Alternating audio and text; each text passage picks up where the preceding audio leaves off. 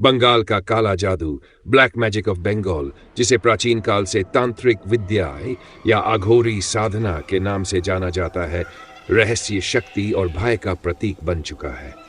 इसकी ख्याति न केवल भारत में बल्कि दुनिया भर में है कि बंगाल का काला जादू सबसे खतरनाक और प्रभावशाली होता है। इसके कई कारण हैं। 1. प्राचीन तांत्रिक परंपरा और इतिहास। बंगाल की धरती पर हजारों वर्षों से तांत्रिक साधना होती रही है। कामाख्या देवी मंदिर, जो असम में है, लेकिन बंगाली तांत्रिक परंपरा से गहराई से जुड़ा है, को तंत्र साधना का सर्वोच्च पीठ माना जाता है। बंगाल के कई इलाकों में साधु संत और तांत्रिक अब भी गहन अघोरी साधनाओं में लिप्त रहते हैं। इन साधनाओं में सिद्धियों की प्राप्ति के लिए एकांत, श्मशान, रात्रि, शव साधना और विशेष अनुष्ठानों का सहारा लिया जाता है। 2.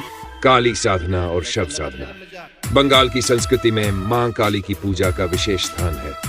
मां काली को विनाश की देवी के रूप में पूजा जाता है और तांत्रिक साधक उनके माध्यम से शक्ति प्राप्त करने का प्रयास करते हैं। शव साधना, जिसमें तांत्रिक श्मशान में किसी शव के ऊपर बैठकर मंत्रों का जाप करते हैं, बंगाल के काले जादू की सबसे रहस्यमयी और खतरनाक विधियों में गिनी जाती है। मनोवैज्ञानिक प्रभाव और भय का माहौल। बंगाल के काले जादू की विधियां न केवल आध्यात्मिक है बल्कि मानसिक और मनोवैज्ञानिक प्रभाव डालने में भी सक्षम मानी जाती है। इनमें कई बार टोने टोटके, वशीकरण, सम्मोहन, नजर दोष और मारण प्रयोग शामिल होते हैं। लोग विश्वास करते हैं कि ऐसे काले जादू से किसी की मानसिक स्थिति बिगाड़ी जा सकती है, उसे बीमार किया जा सकता है या उसकी किस्मत को प्रभावित किया जा सकता है। बंगाल के काले जादू की अधिकांश विधियां मौखिक रूप से गुरु से शिष्य को दी जाती है।